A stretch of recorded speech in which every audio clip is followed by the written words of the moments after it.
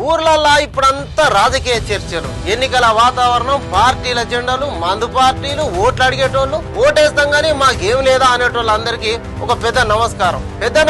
ఎందుకంటే ఇప్పుడు మీరు తీసుకోబోయే నిర్ణయాలే మన తెలంగాణ పల్లెలు ఎట్లా ఉండాలి అనేది చెప్తాయి. గ్రామాలు డెవలప్ అయితేనే దేశం ముందుకు పోతుంది అనేది అందరికీ తెలిసిన ముచ్చటే.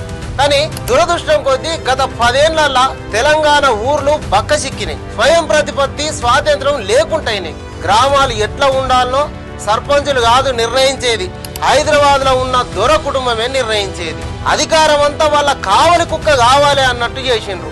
సర్పంచ్ ఎమ్మెల్యే చెప్పినట్టే వినాలి, ఎమ్మెల్యే దొర కుటుంబం చెప్పినట్టు వినాలి అన్నట్టే చేసిండ్రు. సర్పంచులు చేసిన పనులకు బిల్లులు ఇవ్వకుండా తిప్పలు పెట్టిండ్రు. అందుకే చాలా మంది బలిమిటికి జీవి తీసుకున్నారు. కానీ ఇప్పుడు దాన్ని తిరగరాసే కాలం వచ్చింది. తెలంగాణ పల్లెలు వాటి కాళ్ళ మీద అయ్యే నిలబడే రోజులను తీసుకొస్తున్నాడు సీఎం రేవంత్ రెడ్డి. ఊర్లు ఎన్నెముక లేకుండా ఉండేయని చెప్పే రోజులు తీసుకురాబోతున్నాడు. అందుకే పబ్లిక్ ఆలోచించాలి. ఇప్పటికే సన్న బియ్యం, ఉచిత కరెంటు, ఆడోళ్లకు ఫ్రీ బస్సు, రుణమాఫీ, రైతు భరోసా అసొంటి జనానికి మేలు చేసే పథకాలు ఎన్నో ఇచ్చిండ్రు.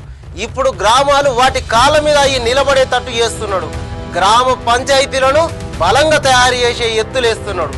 కాబట్టి అభివృద్ధికి కాళ్ళల్లో కట్టెలు పెట్టేటోళ్ళను కాకుండా సర్కారు నుంచి నిధులు తెచ్చి ఊరును డెవలప్ చేసేటోళ్ళను ఎన్నుకోండి. రోడ్లు, నీళ్లు, ఆరోగ్యం, చదువుల సదుపాయాలు చక్కదనం చేసే కాంగ్రెస్ పార్టీ అభ్యర్థులను ఎన్నుకోండి. మా కులం అనో, మా మతం అనో, పైసలు ఇస్తున్నాడనో, దావతులకు దండిగా ఖర్చు చేస్తున్నాడనో కాకుండా ఊరు బాగు కోసం ఆలోచన చేయండి. కలిసి కట్టుగా నిర్ణయం తీసుకోండి. ఊర్లను డెవలప్ చేసుకోండి.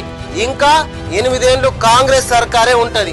అప్పటి వరకు మీ ఊరు రూపురేఖలు మార్చే కాంగ్రెస్ పార్టీ క్యాండిడేట్ నే ఎన్నుకోండి.